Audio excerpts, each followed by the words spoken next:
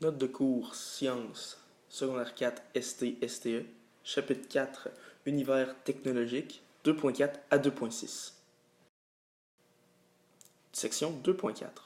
Le système de transmission du mouvement, c'est un système qui permet de transmettre un même type de mouvement d'une pièce à l'autre.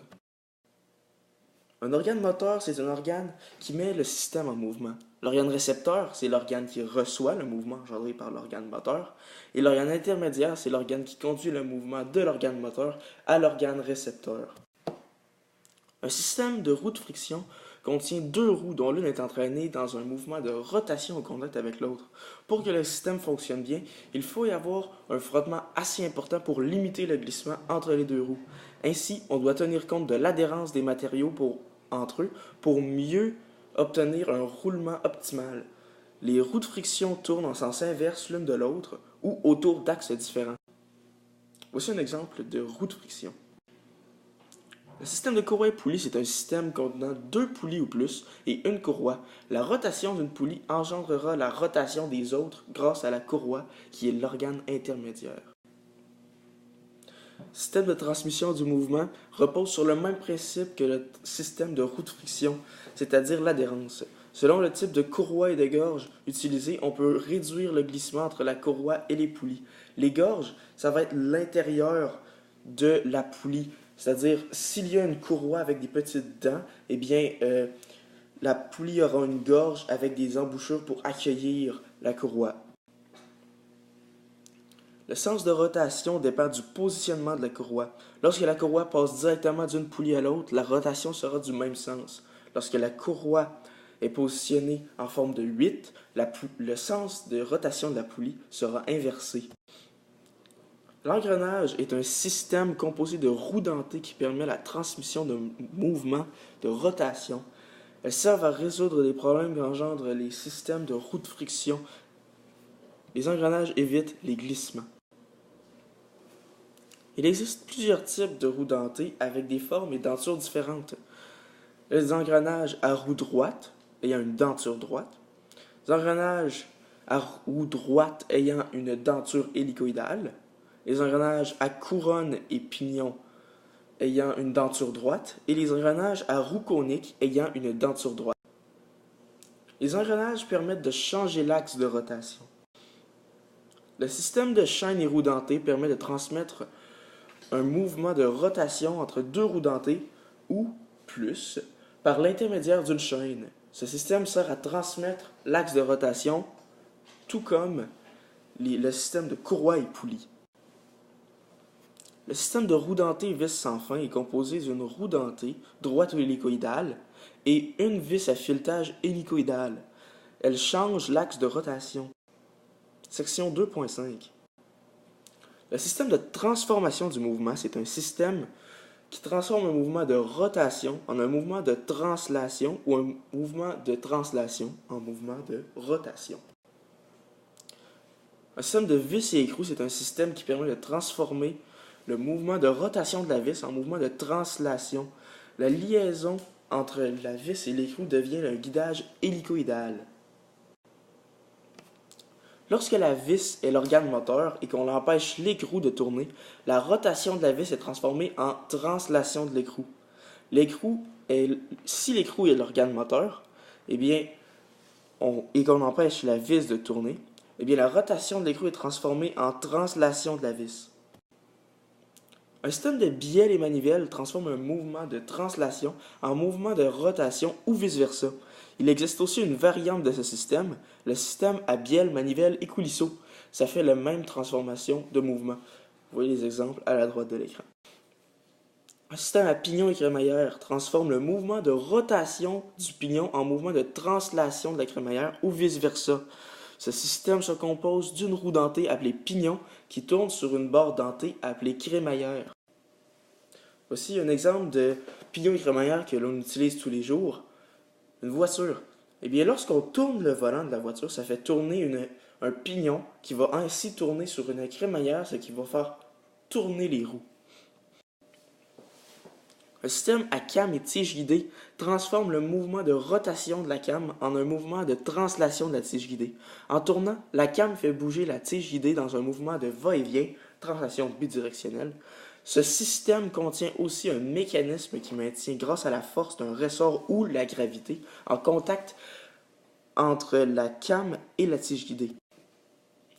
Un excentrique permet de transformer un mouvement de rotation en un mouvement de translation, comme celui de la tige guidée. La différence avec la cam, c'est que son point de rotation n'est pas centré. Section 2.6. L'adhérence et le frottement. L'adhérence et le frottement dépendent des forces appliquées entre les surfaces de deux pièces mécaniques. Il existe toujours une force de frottement entre deux surfaces en contact. Lorsque le glissement d'une surface par rapport à l'autre n'est plus possible à cause que les forces de frottement sont trop importantes, on décrit cette situation comme de l'adhérence. Bref, si ça empêche le glissement, c'est de l'adhérence. Si ça diminue le glissement, c'est du frottement. L'adhérence sert à assurer certaines liaisons des pièces mécaniques ou pour permettre le bon rendement de certains systèmes de transmission du mouvement. Les roues de friction ou les courroies et poulies sont de bons exemples de systèmes de transmission du mouvement où l'adhérence joue un rôle important. Pour ce qui est de la liaison des pièces mécaniques, c'est l'organe de liaison qui maintient les deux corps en contact, comme une vis, un rivet ou un goujon qui rend l'adhérence possible. Alors que dans certains systèmes de transmission du mouvement, les transmissions efficaces est essentielle à l'adhérence. La compression est appliquée entre deux roues de friction ou la tension appliquée entre une ou deux poulies et une courroie détermine une partie de l'adhérence. Voici une poignée de porte. Eh bien, la poignée est fixée à la porte grâce à la vis qui est l'organe intermédiaire entre la vis et la porte. Aussi à la gauche, un système de roue de friction dont la compression assure l'adhérence. Et à la droite, la tension assure l'adhérence entre une courroie et deux poulies. Les matériaux utilisés vont influencer l'adhérence. Ensuite, les températures d'utilisation vont aussi l'influencer.